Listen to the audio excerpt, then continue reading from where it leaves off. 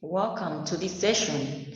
My name is Barbara Gochalia, and I'm going to be taking you through petroleum policy and economics, which is coded OG 505.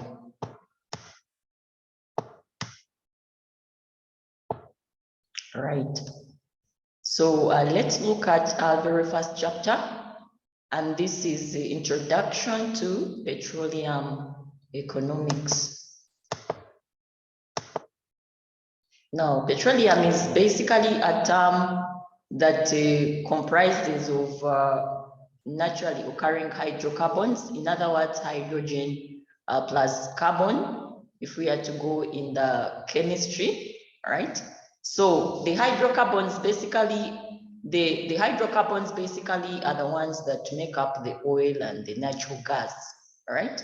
So it's in different, depending on the format that it's in, then it will be given a unique name. So if it's gas hydrocarbons, then that's the natural gas in form of, for example, methane, butane, propane, and so on. Then the liquid hydrocarbons is what we call crude oil, and the solid hydrocarbons is basically the asphalt, right?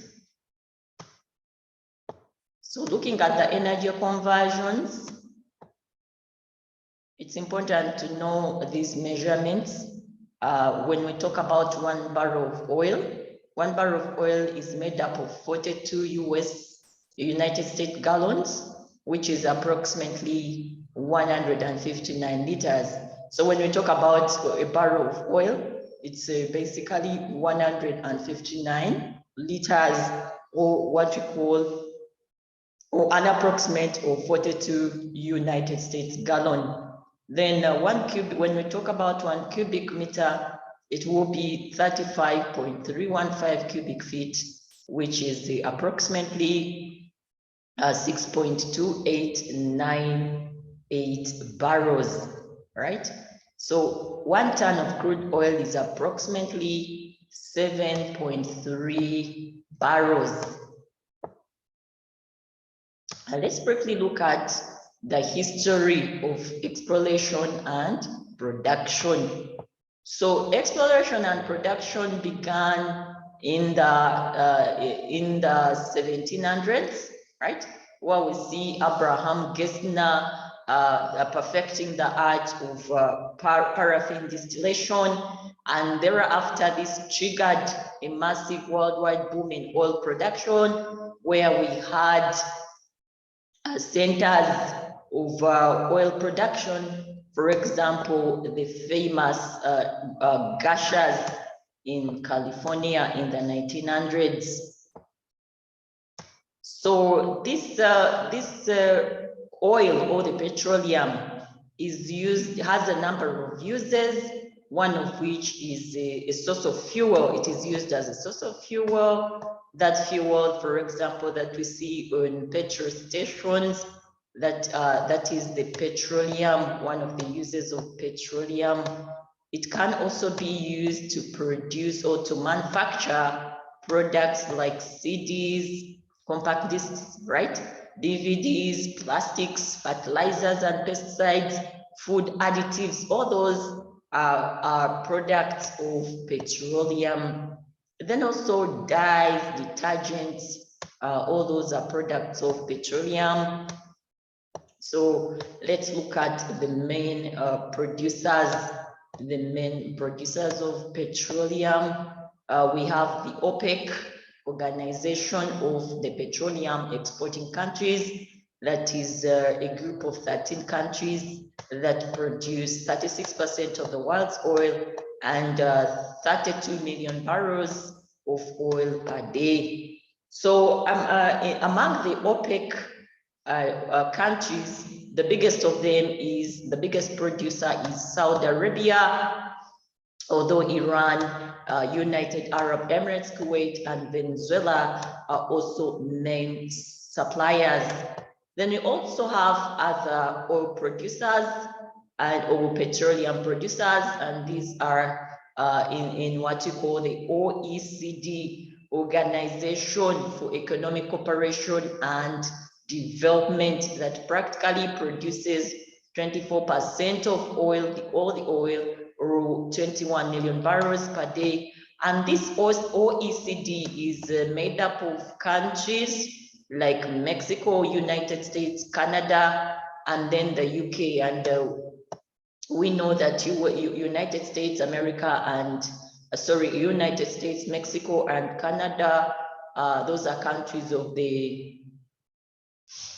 those are countries of the North American Free Trade Agreement, right? So outside the OECD, we also have states of the former Soviet Union that are also major producers, right? They're major producers, supplying further 50% of the global output, all right? All right, so let's look at the peak oil. We shall be looking at this later on, but basically these are some of the scholars that talked about, oil, right? So with the peak oil, basically we see a personality here by the names of Marion King Hubbert. In 1956, Marion King Hubbert was a United States oil engineer. He was also a geologist, and he predicted that the global oil production would reach a peak in 2000, and thereafter it would then reduce, the supply would reduce after it had reached the peak, and thereafter the world would experience, of course, shortage of oil, and therefore energy crisis that would be reflected through power blackouts and rising costs of energy and fuel, right? So Marion King Hubbert was a geologist in the United States, and that's what was his prediction in 1956, right? And actually we see that in the year 2000, we see that we experienced the oil crisis, right? So probably he would have predicted right. All right, and then we shall be looking at concepts like global warming, where we see that with global warming, basically oil and gas emit 15 to 13% less carbon dioxide than the coal per watt of energy produced, right? So let's look at the theories of oil price trends. What are these theories, and how do they predict? What do they predict about the oil price trends? So basically, we have theories that do predict an upward oil trend, an upward oil price trend, and we do also have theories that predict, like hypothesize, a declining commodity price trend or a declining oil price trend. So the overview of this is that we are going to look at these theories will actually help us to know how these prices are determined, what determines these prices, what's the logic behind these prices being high and being low.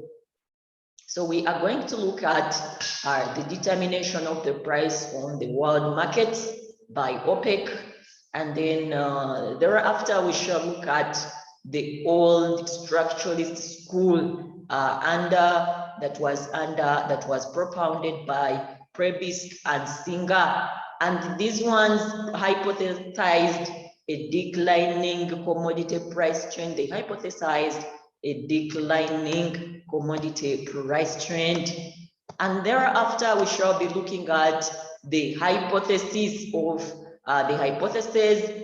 a rising price trend, and under this hypothesis of a rising price trend, we shall be looking at Hoteling. Hoteling was an economist. What Hoteling actually said about the rising, what his theory and logic was about the rising, in explaining the rising price trend.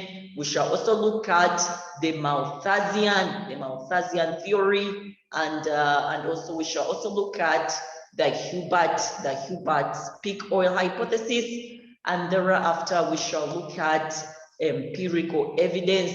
What have studies shown? We shall look at statistical time series studies, and then we shall look at, and of course, empirical evidence. We shall look at statistical time series studies. We shall also look at, it was a debate actually between Paul and Mitch versus Julian Simon, right? So let's look at a brief history of organization of the petroleum exporting countries, right? So the OPEC is more commonly known as, it was founded in 1960 by countries that comprised Iran, Iraq, Kuwait, Saudi Arabia, Venezuela, right? So those countries, those first actually 5 countries were the ones that formed the first members of the OPEC in the 1960s, and thereafter 9 other countries later joined, and these comprised Qatar, Indonesia, Libya, United Arab Emirates, Algeria, Nigeria, Ecuador, Gabon, and Angola, right? So let's look at how these prices are determined by the OPEC organization of the petroleum exporting countries, right? So just in brief, or precisely, the OPEC is a cartel. The OPEC is a cartel. It's a price setting cartel. And a cartel basically is a group of manufacturers that agree to control the prices. They agree to control the prices of the commodity or the product that they are selling by regulating the production. They control production. They control prices by regulating the production of that product. So OPEC literally is a price setting cartel, and we realized that in 1982, right? So in addition to the production cuts, OPEC also uses what we call production quotas, right? So with production quotas, basically, the OPEC puts a limit on the amount of oil that should be supplied by these each of these member countries. Yeah, each of its member countries. So we realized that in 1982, OPEC introduced mandatory quotas among its member nations to control supply. And because of that, it became a price setting cartel. It became a price setting cartel, but we realized that OPEC has not, in most cases, it has not calculated it right? It has not calculated it right, and this actually has led to fluctuation of prices, where we see prices hiking, right, or where we see prices going down. And of course, it has worked on regulating the supply to be able to manage to regulate those prices, where we see that in periods or in moments where prices have hiked, in moments of high prices, in moments where the oil prices have hiked or have been high, the OPEC has had to increase the production of this oil to bring these prices down, because we know that whenever there is increase in supply, prices go down, prices reduce. And in moments where the prices have been very low, OPEC has actually cut on its production. It has cut on its supply of oil to basically bring these prices up. So that's how these prices are determined. That's how these prices are determined by OPEC. All right, so let's look at the downward or the declining long run trend in prices, theories that explain the declining long run trends in price. So we have the old structuralist school, that was propounded by two economists in the 1950s by the name of Prebisk and Singer, Rao Prebisk and Hans Singer. Prebisk and Singer, they propounded the old structuralist school, and according to his theory and according to this hypothesis, for them, they said that there was a declining long-run price trend of minerals and agricultural products, basically because these are primary products that are used as inputs in the production process, right? So according to them, these primary products like minerals and agricultural products, they would lead to, in the long run, their prices would decline. And the logic behind that was that the world demand for primary products like agricultural products and minerals was inelastic. It was inelastic with respect to the world income, literally meaning that if Angel's law, it was basically this theory was explained by Angel's law, where they were saying that, where they were reasoning that for every 1% increase in people's income, there would be a rising demand by a less than 1%, literally meaning that would be an inelastic demand for the primary products, right? So according to this theory, the old structuralist school hypothesized that, and of course here they were literally saying that it was not a good deal, or that it was a bad deal to deal in natural resources. And of course we know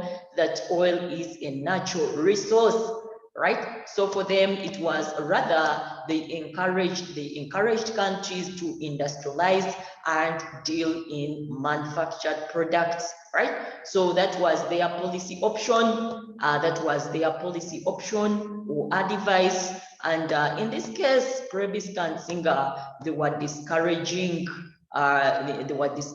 specialization in natural resources, where they were quoted saying that mere hewers of wood and drawers of water would remain poor forever if they did not industrialize. So at the end of the day, Prebisk and Singer in the 1950s, under their theory, the hypothesis of the old structuralist school, they were basically discouraging specialization in natural resources, specialization in primary products like minerals and agricultural products, but rather they were encouraging industrialization.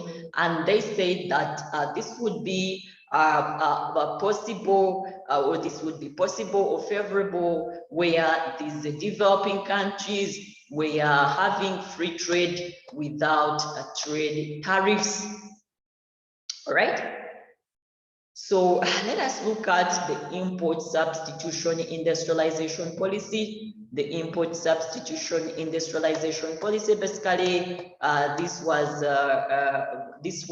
adopted in the 1950s, the 1960s, and the 1970s by most of the Latin American countries and the rest of the developing world, right? However, the import substitution industrialization policy lost its significance in the subsequent decades.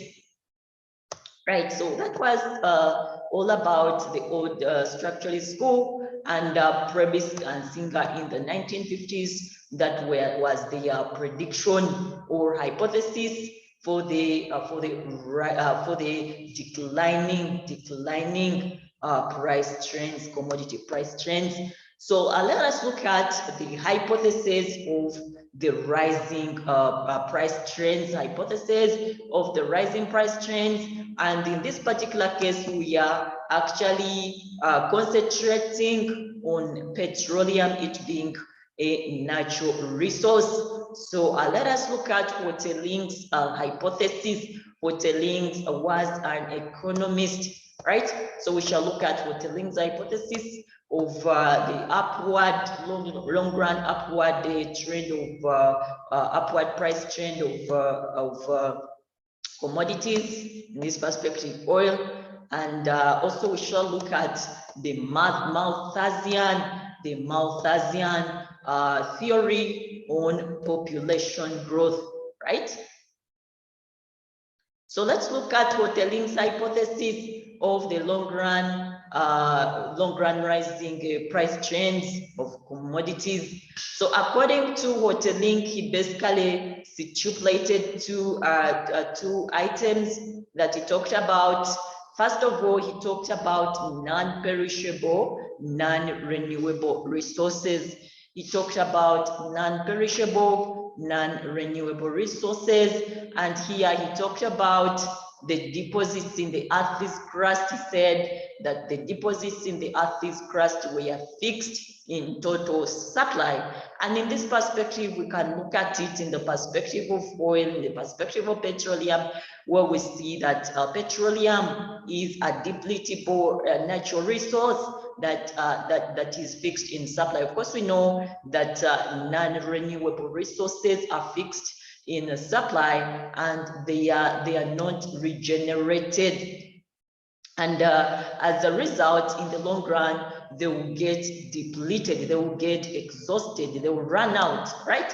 And then Hoteling still talked about, highlighted that for these natural resources, for these depletable, non-perishable, non-renewable resources, that they needed to have property rights, they needed to have secure property rights, such that the owners would have confidence in retaining these possessions. Otherwise, if there was no secure property rights for these non-perishable, non-renewable resources like oil in this perspective, then at the end of the day, we would have price fluctuations. For example, the increasing, the hiking in these prices.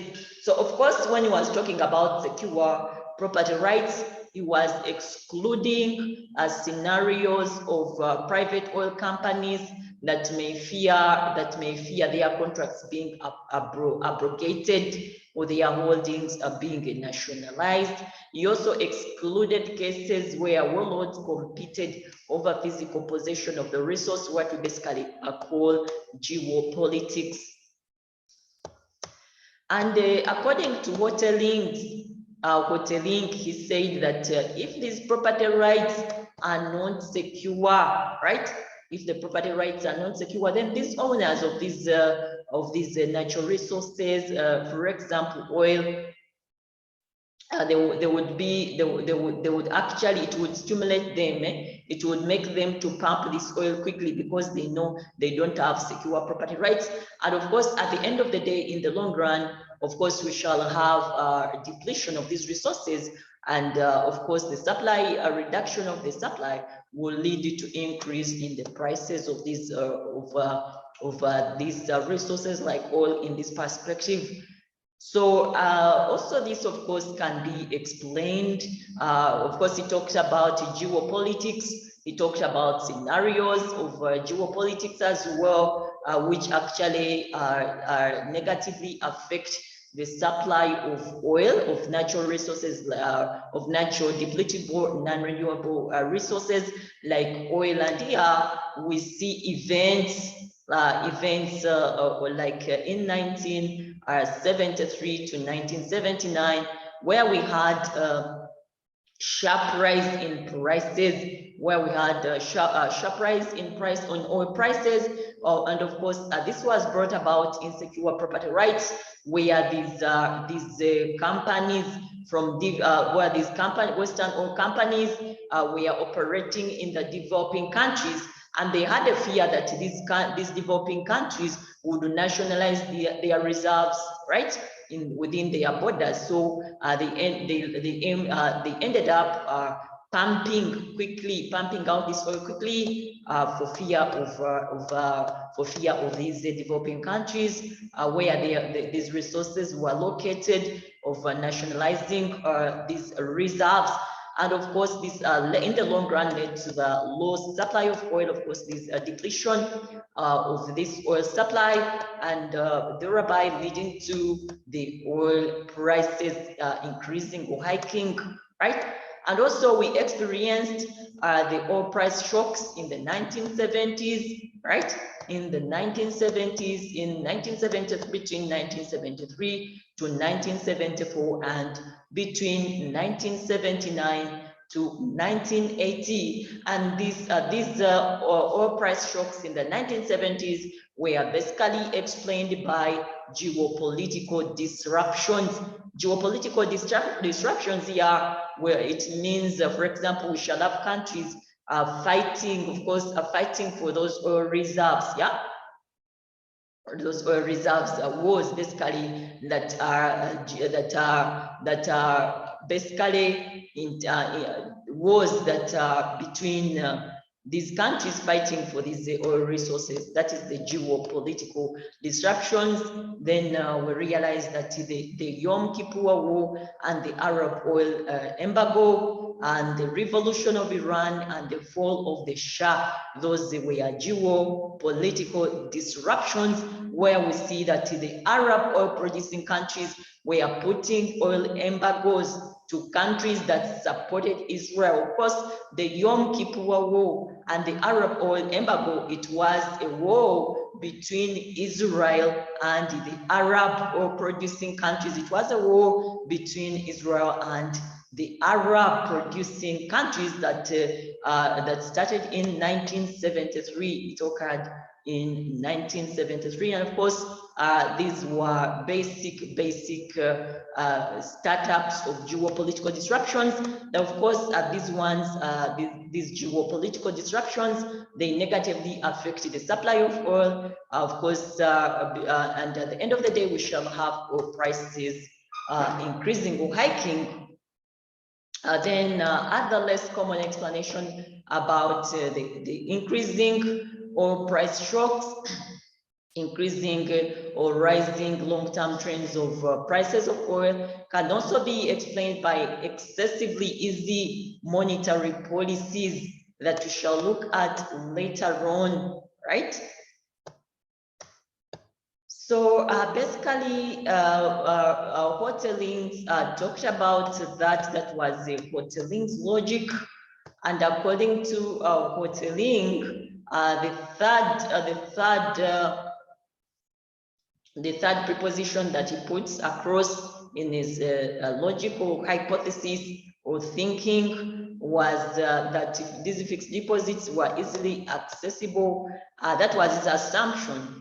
Fixed deposits, like for example, oil wells, that they were easily accessible, and the costs of exploration, development, and pumping was small compared to the value of oil, right?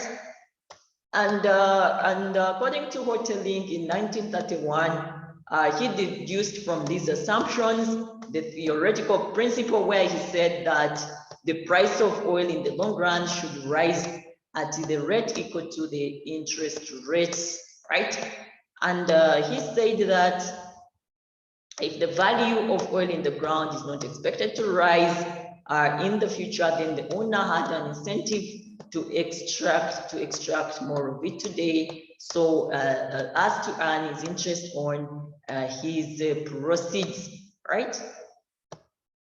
So that was Hoteling, and then he said that if the cost of extracting oil were high, if the cost of extraction of this oil and the storage costs were lower, then it means that that if they were high, then it means that the trend in the prices would be lower than the interest rate by the amount, right?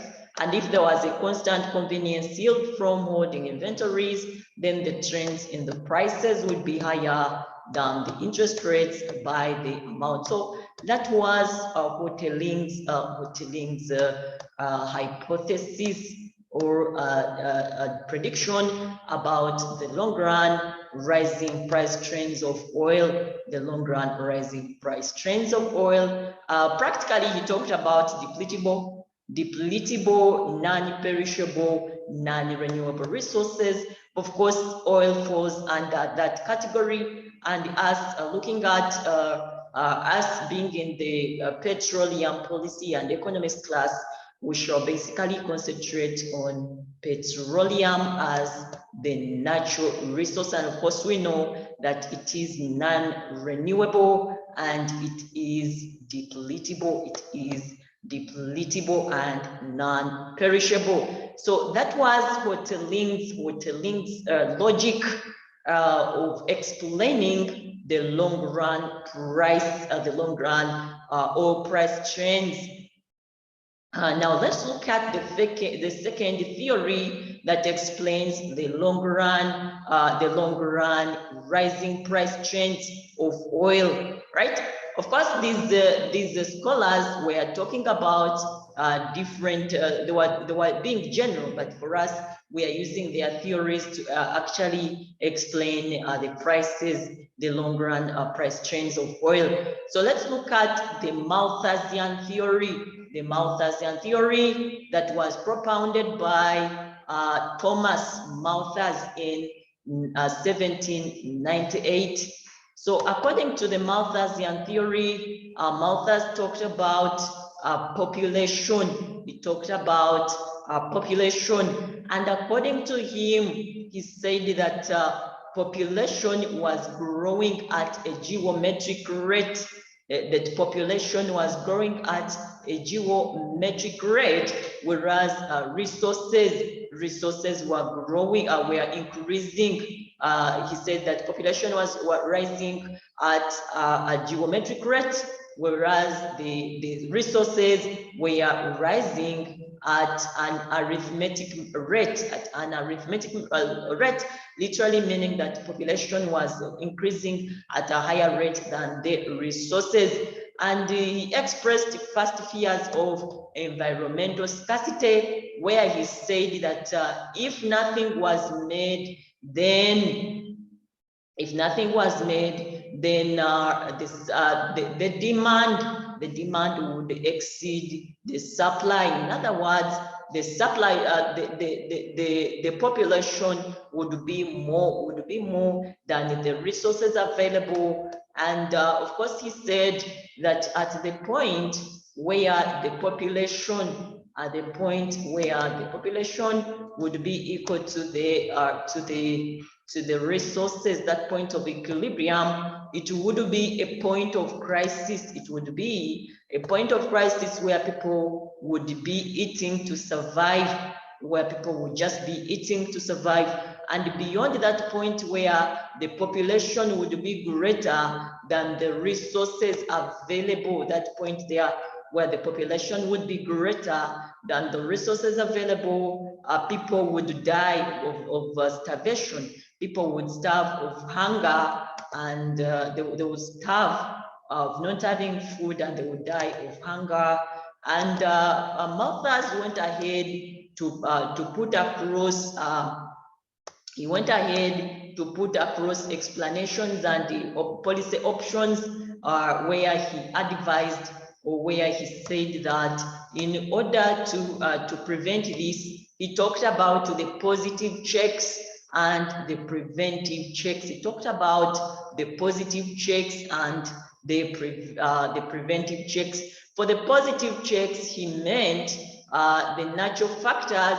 He meant the natural factors like war, famine, and diseases. He talked about positive checks. He meant the natural factors like war, famine, and diseases, which would lead where people would die and the population would reduce. That was the positive checks. And for the preventive checks, actually, he talked about that people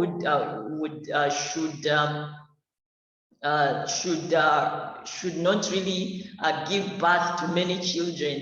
That was his thinking then. He said that people should abstain they should not marry, such that the population would not increase. So that was the preventive checks that he was talking about, right? However, the Malthusian theory has been criticized on a number of grounds, where the critics of this Malthusian theory, by then there was no increase in technology, improvement in technology, but now that there is increase in technology, where even fertilizers are used, for example, mechanical machines are used for agriculture, and of course this increases the supply of food, and of course this irons out Malthus's reasoning. And even with these, the preventive checks he was talking about, we realize today that with the technology, people can control birth. We have what we call a birth control methods, where people are using contraceptives, where people are using pills to control population. All that is happening because of improvement, because of increase in technology. So Malthusian's reasoning by then could apply, but the fact that there is increase in technology, his reasoning can no longer apply. So that was the Malthusian theory, and that's how it explains. Actually, with this theory, the take-home message is that what Malthus was trying to bring out, his reasoning or logic in terms of the increasing price trends, commodity price trends, was that if the demand exceeded the demand for the resources exceeded the supply, whereby if the population was more than the resources available, then of course at the end of the day, this would lead to scarcity of these resources, and the prices would increase in the end, the prices of these commodities. And in this perspective, us looking at the petroleum economics, petroleum as a main natural resource, the prices of petroleum would increase in the long run. So that was the reasoning, that's the Malthusian reasoning behind the long run rising price trends. Then still within the theories explaining the long run rising price trends of oil here, of commodities and oil in particular here, we have the Hubert, or Pick Hubert was a United States oil engineer as well as a geologist. And in 1956, Marion King Hubert predicted, in the US, he predicted that in the 1960s, what he predicted in the US, he said that in the 1960s, the production of oil would reach a peak, and thereafter the United States would experience a decline, in the production of oil. That was his prediction of oil production in the United States. Hubert went also ahead. Hubert also went ahead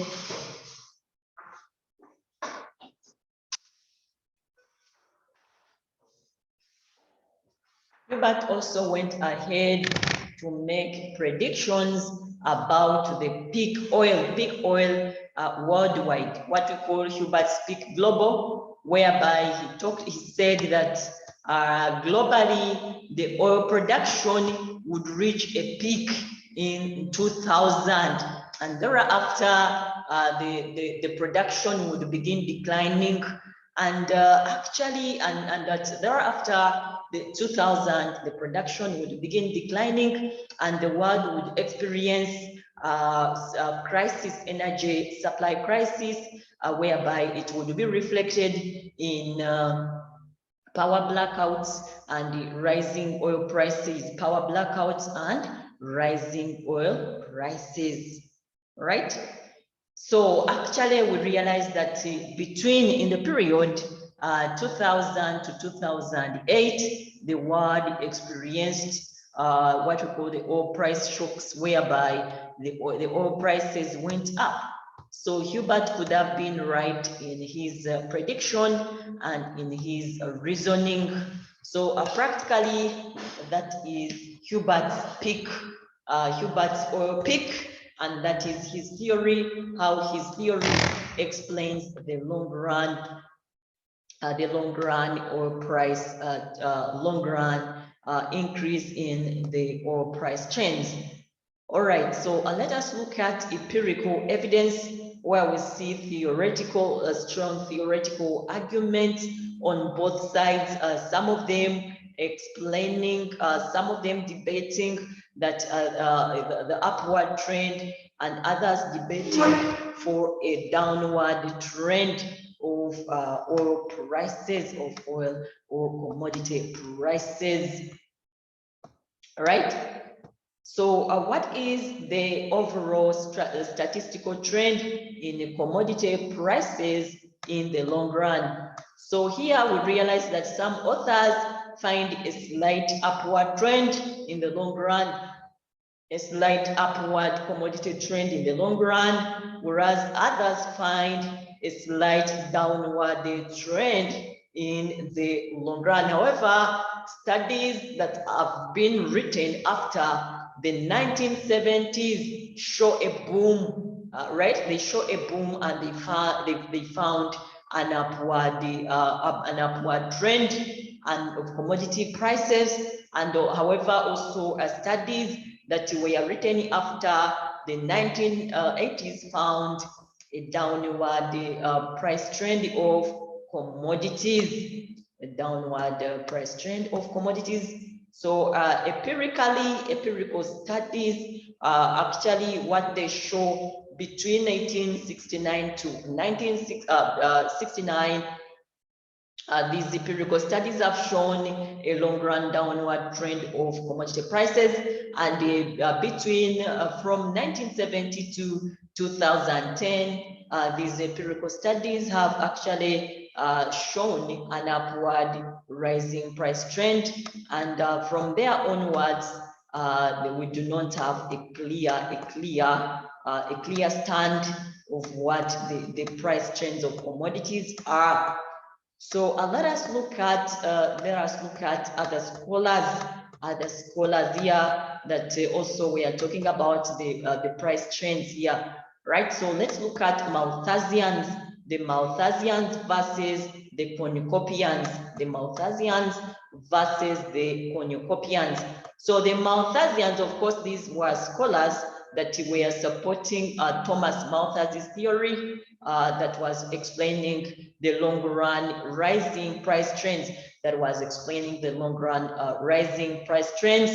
And the cornucopians were anti-Malthus. The cornucopians were anti-Malthus. They did not believe in the Malthusian theory, right? So here we have we experienced there was a wager, there was like a debate between Paul Ehrlich and Julian Simon. Paul Ehrlich was Malthusian, was supporting the Malthus's theory, and Julian Simon was anti-Malthusian. He was a cornucopian. So Paul Ehrlich was a biologist, right? He was a scientist and a biologist, and for him, he was actually using the Malthusian theory that actually explains a doomsday prediction regarding population, environment, and resource scarcity. Of course, we've looked at the Malthusian theory on population, environment, and resource scarcity. So that was Paul Ehrlich that believed in the Malthusian theory. Julian Simon, however, was anti-Malthus, and he was a libertarian economist that was frustrated by the failure of the public to hold Malthusians accountable for the poor track record of their predictions. So what happened? This was a wager between two scholars, right? The Malthusian, one representing, of course, Paul Ehrlich representing the Malthusians, and Julian Simon representing the cornucopians that were anti-Malthusians, that were anti-Thomas Malthus. So there was a debate. They actually bet, if you've heard of what we call betting. I think this is common with sports betting, right? Where people bet money. If this team wins, I'll give you this much. So this was also a bet between Paul Ehrlich and Julian Simon. And Julian Simon bet and put a price, a bet of 1,000 United States dollars, where he said that the prices of 5 minerals would decline between the period 1980 and 1990, between the period 1980 and 1990. And he said that if that one does not happen, he had put a price, he had bet a price of paying the Malthusians, of paying actually Paul Ehrlich, who was Malthusian, an amount of 1,000 United States dollars. And guess what happened? What happened was that this came to pass. It came to pass. Julian Simon's bet, what he bet, came to pass. It became true, and that the prices of 5 minerals that he had predicted declined in the period between 1980 and 1990, right? So that was a debate between the Malthusians and the cornucopians, where Paul Ehrlich was representing the Malthusians and Julian Simon was representing the cornucopians. And of course, Julian Simon's reasoning was anti-Malthusian. He was criticizing Thomas Malthus's theory. Of course, according to these criticisms, where we see that the Malthusian theory was criticized on grounds that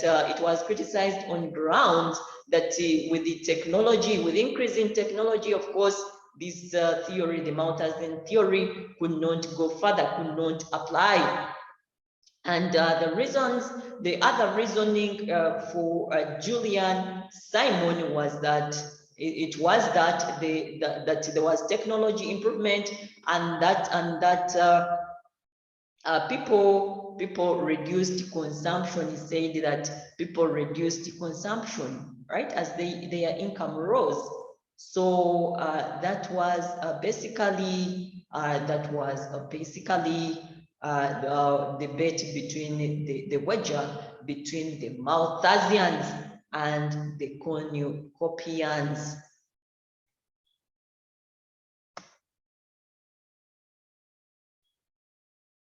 Right? So according to Julian Simon, he said that in response to the high prices of 1980, the new technology came into use, buyers economized, and the new producers entered the market. Of course, when new producers enter the market, there is the increase in supply, and the increase in supply reduces the prices. So let us look at the short-term oil price volatility, and the medium-term swings. In other words, what has led to the oil price volatilities in the short term and in the medium term.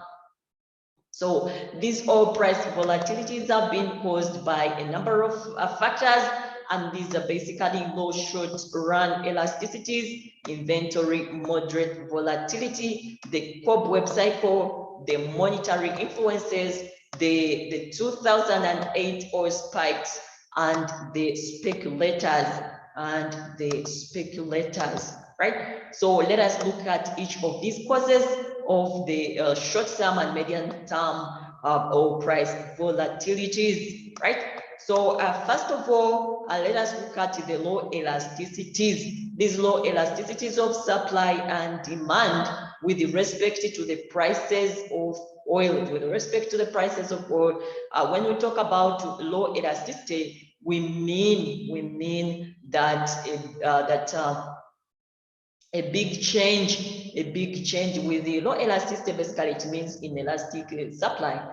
In a low elasticity of supply and demand is inelastic supply of demand and inelastic supply of inelastic supply or inelastic demand of oil, right? So with the inelastic demand, it means that a big change in the price leads to a small change in the quantities demanded. A big change in price leads to a small change in the quantities demanded. And if it is a big increase in price, it will lead to a small reduction in the quantity of oil demanded, right?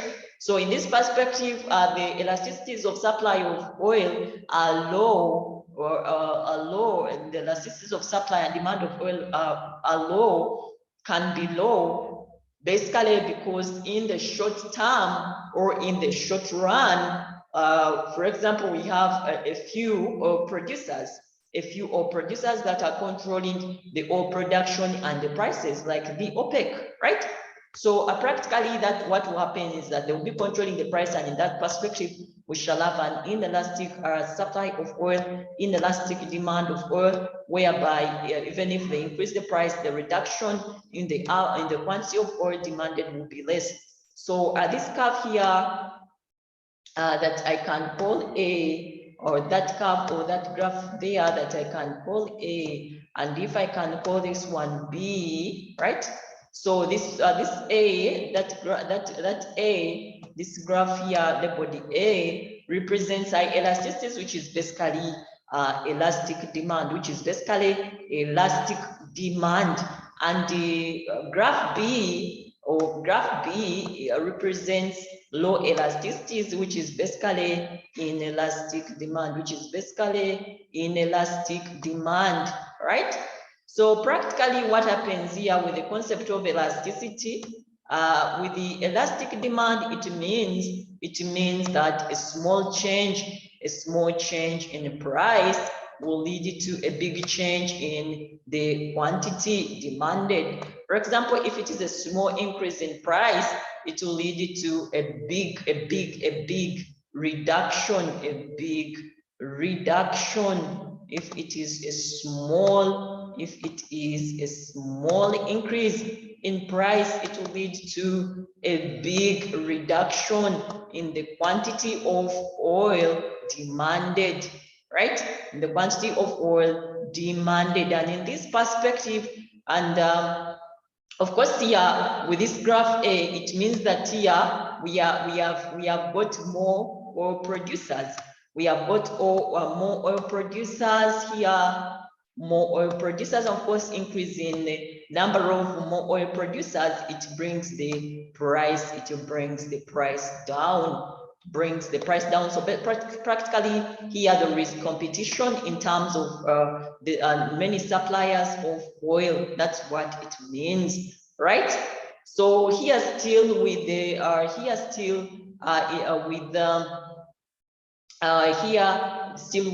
elasticity, high elasticities or elastic demand here, it can also mean that a small reduction in quantity, a small reduction in the price of oil leads to a big increase in the quantity of oil demanded, because here there is practically competition and increase in the supply of oil producers, right? And then with this graph B here, it is representing low elasticity of demand, which is basically inelastic demand,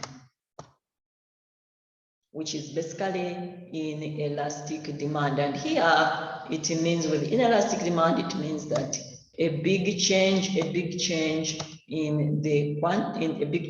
price leads to a big change in price leads to a big change in the quantity demanded, or of which the change in price can either be an increase or a decrease. So if it's a big increase in price, it leads to a small change, a small decrease in the quantity demanded. It leads to a small decrease in the quantity are demanded. So practically here, we see that this one is practically here, we see that this price here is actually corresponding here with the corresponding quantity here. If this is Q1 and this is Q2, so we see that a big increase of price, for example, if this is P1 and this is P2, a big increase in price from P1 to P2 leads to a small decrease in the quantity demanded from Q2 to Q1, from Q2 to Q1. So practically here, what it means here that this one would be in the short run. This one would be in the short run, where, for example, we only have a few or producers that are controlling the price, where the consumers, the consumers are not having an alternative of buying elsewhere. So this one happens in the short run, and this one happens in the long run, where we have new technology being developed, whereby oil wells are extracted, more oil wells are extracted according to increase in technology, and more oil producers coming to the scene, more producers coming into to the scene, increasing the supply of oil. So practically that is the logic behind the elasticities, behind the low elasticities or inelastic demand and inelastic supply, explaining the oil price fluctuations in the short term and in the medium term. Right? So that was all about the elasticity, and we see that in the longer run, elasticities are higher both on the demand side and the supply side, right? All right, and then also we see that these oil price shocks also have been caused by the dynamics of the geopolitics. What we see in the 1970s, we had the co-dropping oil prices in 1973 because of the oil, the Arab oil embargo that we talked about, and the oil prices were doubling after the Iranian Revolution of 1979 that we have also talked about in regard to the geopolitics. Remember when Hotelings was explaining his theory, he also talked about the geopolitics, he talked about the geopolitics, right? So in the medium run, like we've seen that there are more oil discoveries, more oil producers, and this practically is able to bring the prices low, to bring the prices down. Then we have another theory explaining the oil price shocks in the short run and in the medium term, which is basically the cobweb cycle. So with the cobweb cycle, here it means that at the initial market equilibrium, if the oil prices are high, this will attract investors to invest in the oil industry, and as it attracts more investors to invest in the oil industries, supply of oil increases, and thereby bringing the prices of oil down. This discourages again investment, and we shall see investors exiting the industry, and when they exit the industry, of course, now the supply of oil will reduce, and later on the prices will go up, and it's called a cobweb because it is continuous.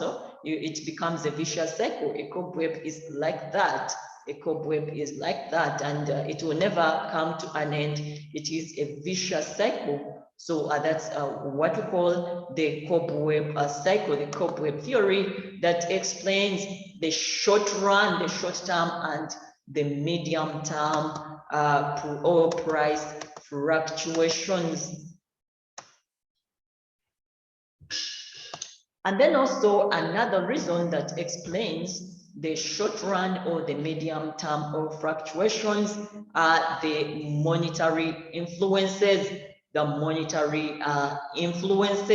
especially what you call the easy monetary policy. With the easy monetary policy here, we see that if the real interest rates are low, when the real interest rates are low, of course, if we look at it in the perspective of loans, this encourages investment. This increases money supply. Increasing money supply, of course, in the run, increases aggregate demand for goods and services. This will lead to increase in this will lead to, of course, at the end of the day, it will be a lot of money chasing a few goods, leading to inflation, which is the increase in the general price levels in an economy. And of course, this will lead to the increase in commodities, increase in the resources, increase in the prices of oil. In this perspective that we are actually looking at, right? So practically, and also here with the speculation, we also see that these speculations, they lead, for example, we see that Malthus speculated, Otelim speculated, Hubert, also predicted, global scarcity. And of course, we see that these speculations also have actually come to pass, especially the speculation of Marion King Hubert that he made in the 1950s. It actually came to pass in 2008. Oil price spike. So practically, this is the end of this session. We shall meet next time. Thank you for listening.